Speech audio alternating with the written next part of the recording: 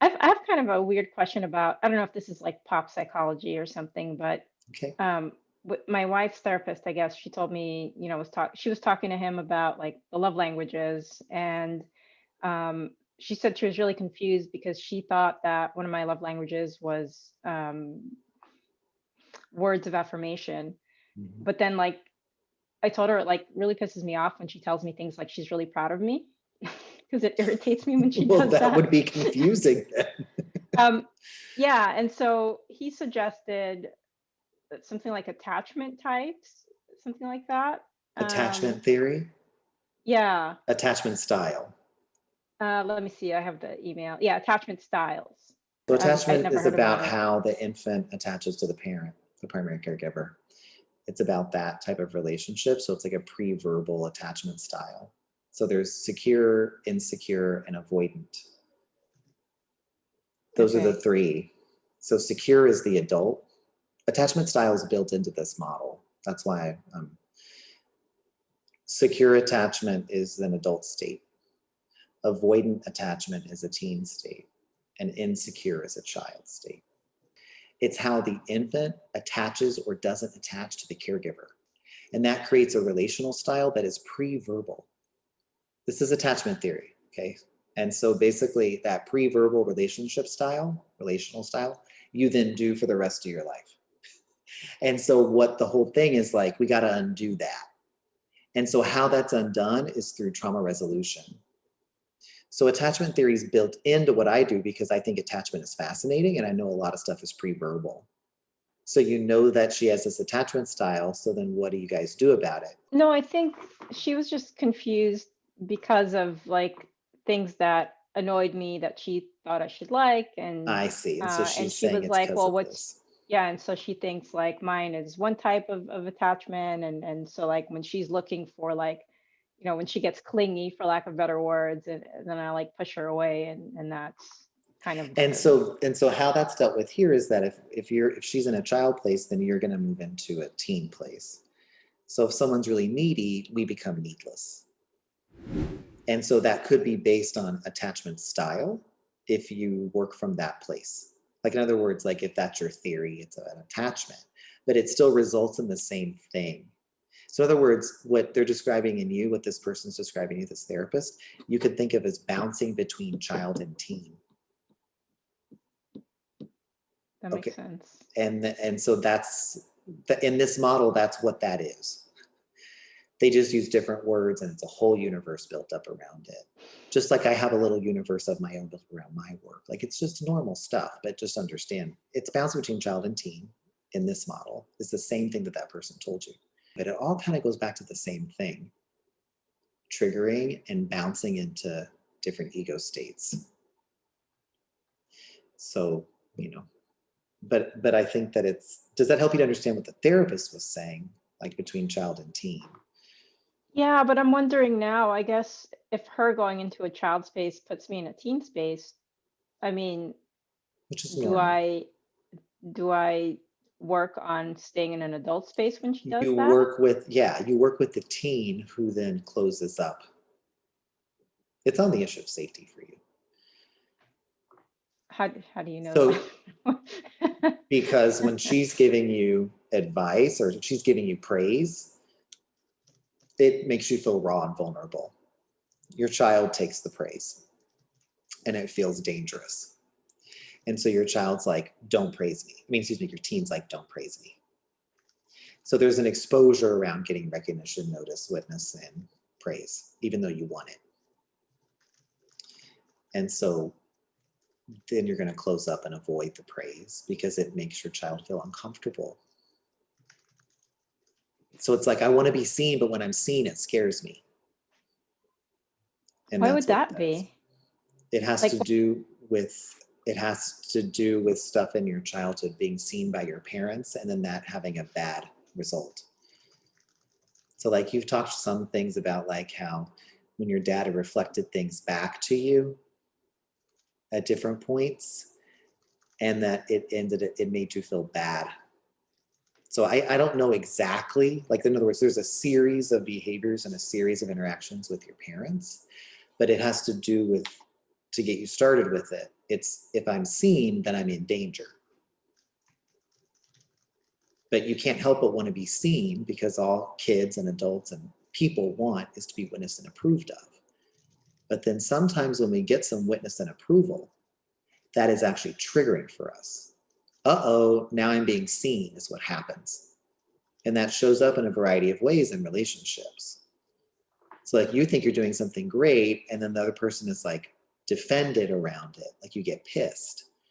Well, it's a closing up because your teen doesn't want it, because it exacerbates your child apparently.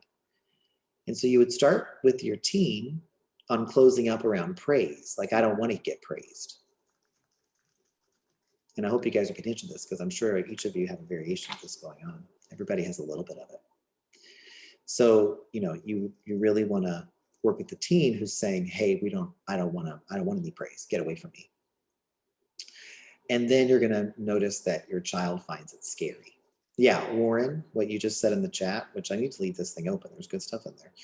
Reminds me of the correction of where I don't want to be noticed.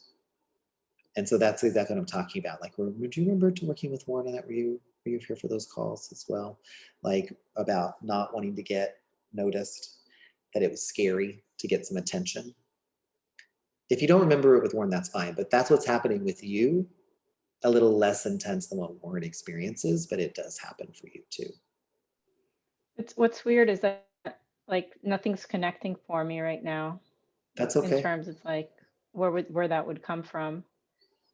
And I don't know that happens to me anywhere else than my relationship. That's what's confusing about it. Well, but it makes sense it happened in an intimate relationship, because we're trying to get, in those relationships, our child is trying to get what they didn't get from their parents. So you're wanting the praise and witness, but whenever you were seen, there was shame involved. I'm sure you have millions of examples of that in your parental relationship, actually. So you're getting seen for something, like you're getting witnessed, but then shamed as you're being witnessed. Do you remember that correction about your dad, like outing you or something? Or something like that. Yeah. It's in that zone. But I was older then. I was like 15 already. So why would that matter? Oh, I don't know. I thought maybe I would have to be younger. 0 to 17. But that's not, I'm not saying that's the time that happened. I'm saying there's other times that happened. But I'm just tuning into one time that you did a correction that was about this kind of stuff. Has anyone on the call ever been afraid of being seen by anybody else? Like where someone sees you or reflects something back to you and it makes you uncomfortable? Like my entire teenage childhood years. No, that makes sense. And so like you want to be seen, but then you are, and it makes you feel weird. The thing that used to bother me more than anything, when other people would compliment me, it made me so uncomfortable. And why was that for you? I didn't have much worth, so it was. And where did you learn that? Go ahead. It would cause feelings that I was uncomfortable with. Like lighter feelings, which I'd totally shut off. And that fits for you. So the reason I'm going through other people is it's going to be very specific for you, Leanne. It's a matter of, kind of listening to other people as well. But yeah, it would. So what you're saying is it would cause feelings. Those feelings would make you uncomfortable and you don't want to have them. Yeah. So that's one way that can happen. Like where we have exposure around feeling feelings in his example. And then our team's like, I don't want to have those feeling pesky things. So don't give me any compliments.